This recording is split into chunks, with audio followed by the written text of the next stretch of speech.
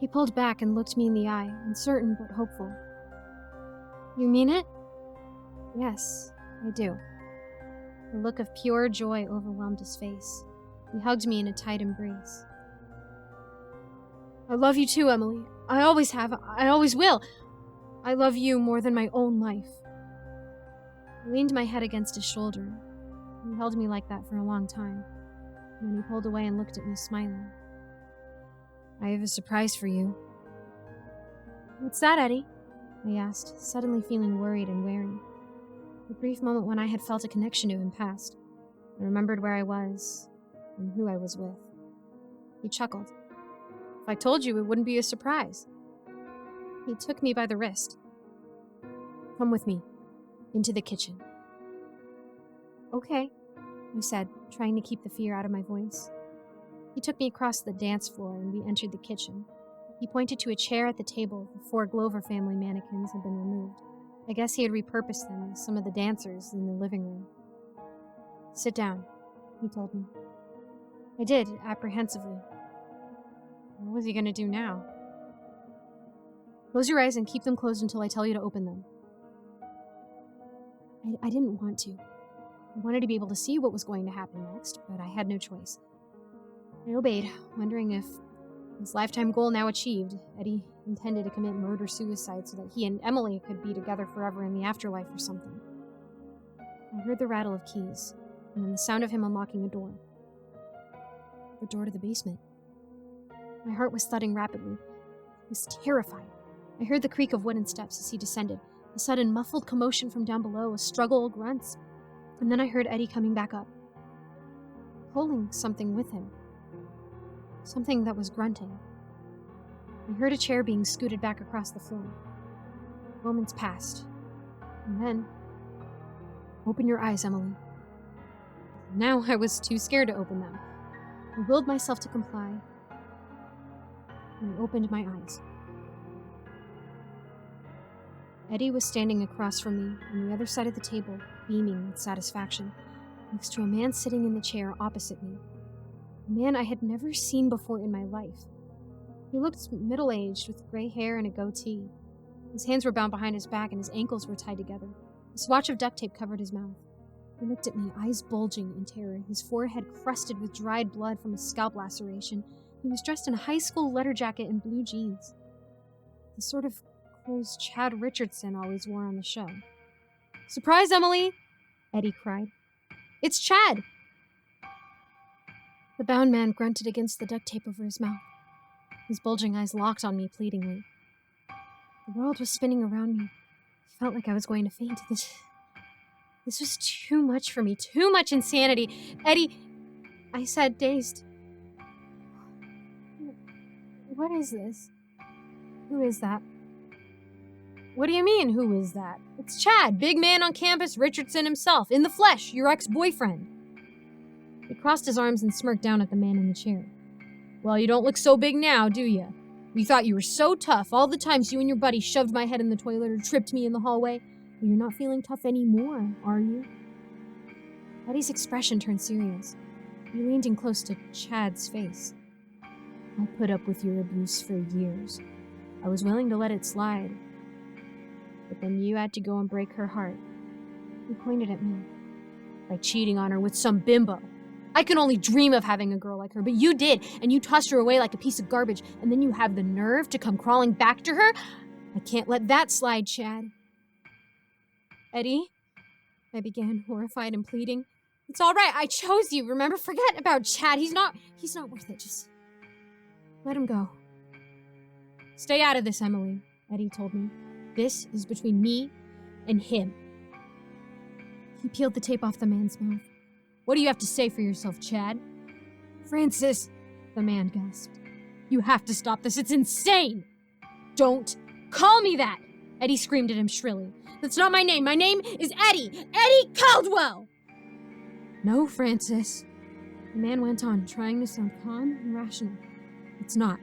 We've been over this in therapy. Eddie Caldwell isn't real. Neither is Emily Glover or Chad Richardson. Your name is Francis Voigt. You're not a high school senior. You're a 33-year-old man. You're just trying to trick me. You're trying to trick me and make me think I'm crazy so you can have Emily all to yourself. It's not going to work, Chad. She's not taking you back. She chose me. It's all in your head, Francis. None of it's real. You need to start taking your medication again to get these delusions back under control. I want to help you. You must think I'm stupid like Ted does. Of course Emily's real. He pointed at me. She's sitting right there. Can't you see her? She's just an actress, Francis. She's not actually Emily. Emily's not real. None of them are real. And neither is your brother, Ted. I've told you before, Francis. Ted's dead. Eddie stared at him with shock. And then he winced. His face contorted. My heart leaped with alarm. And I remembered that look. It was how Eddie had looked when Ted had taken over the last time. He looked at the bound man, his personality changing. His face became livid with fury. His eyes turned cold and cruel. He sneered at him. Well, well, well, he said in that familiar, low, seething voice. The good doctor himself decided to make a house call.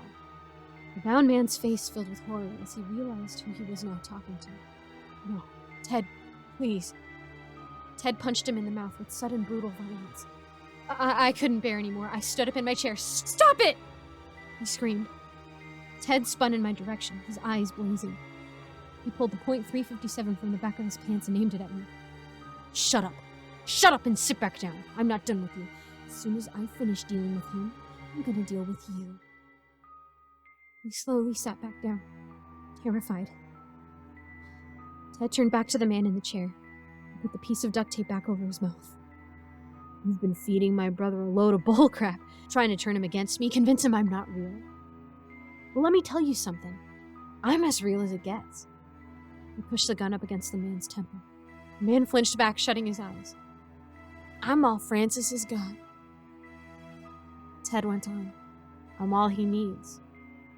He doesn't need your help. He cocked the gun. He started to pull the trigger, and then stopped, seeming to reconsider. No. That's too good for you. I got a better idea.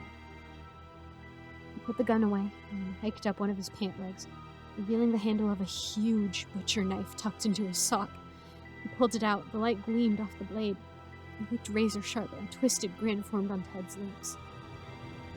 This is much better. Suddenly, Ted winced as if in pain, gritting his teeth.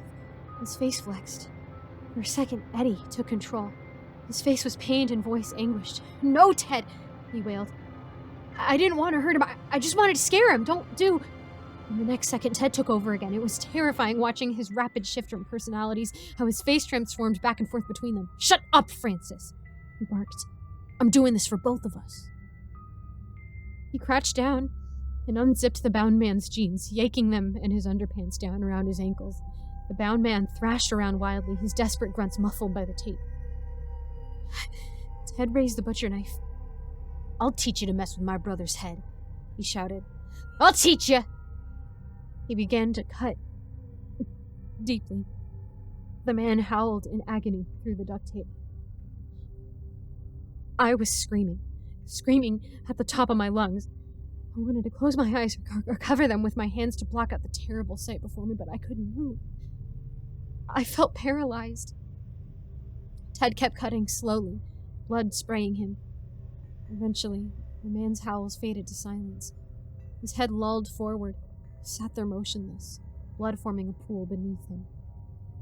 Ted stood up and slowly turned to face me, grinning. He was splattered with blood and looked nightmarish. Now it's your turn. I jerked up from the chair, knocking it backwards, and began backing away from him until I was pressed against the kitchen counter, trapped.